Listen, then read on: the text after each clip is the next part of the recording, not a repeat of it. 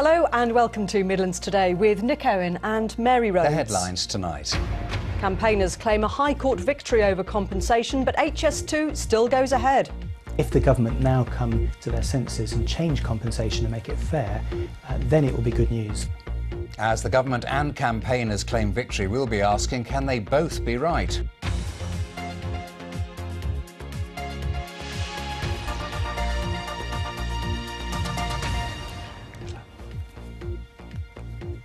Good evening. Campaigners against the high-speed 2 rail link say they'll fight on despite winning only a minor victory in today's High Court ruling.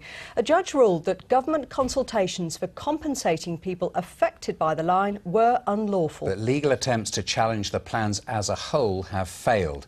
The government say they've got the green light for building the new rail line from London to Birmingham. Joanne Riddle reports. As news of the High Court ruling broke, HS2 campaigners in Burton Green claimed a victory. Whoa, that's good news. The judge ruled that consultations for compensating those affected were so unfair as to be unlawful. Delighted that the judge has recognised that the whole consultation process on compensation was a complete shambles and was unfair, and they didn't provide enough information and they moved the goalposts. Burton Green claims to be Britain's worst affected village, with the line set to go right through the middle.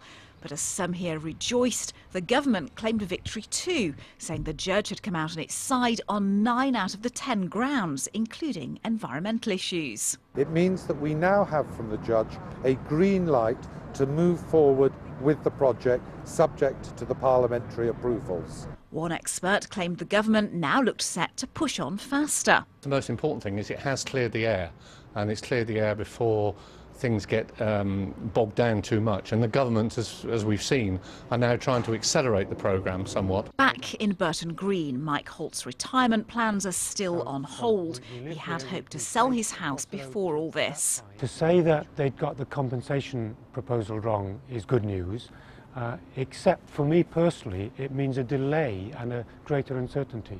So mixed feelings.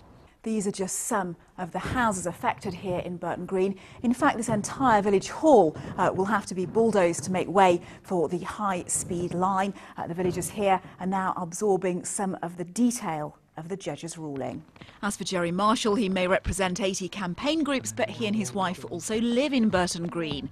The line's set to run past the bottom of their garden, meaning whatever today's judgment, they still risk losing their home. Joanne Riddle, BBC Midlands Today, Warwickshire. Well, our political editor Patrick Burns is here with us now. Patrick, the government and the anti-HS2 campaigners both claiming victory after this High Court ruling today. They can't both be right, surely. Oddly enough, I think, Mary, they can actually, because the government can say, well, look, on 9 out of the 10 points, we've been vindicated, including the really complex environmental stuff, and there's a lot of potential delay there, which has been, well, the threat of delay has been reduced, even if as some of the protest groups are threatening to take it to appeal. So overall, the government will be delighted, and it is, from that point of view, a green light. Equally, however, for protesters on the line, well, Bill Cash, the Stone MP, said that this, as he puts it, opens the door for effective and proper compensation. So there is something there for them to celebrate, and I think as a result of this, many of these people will actually be better off than they would otherwise have been. So the government now have to rerun the consultation here. Surely that adds an extra layer of uncertainty over the timing, doesn't it?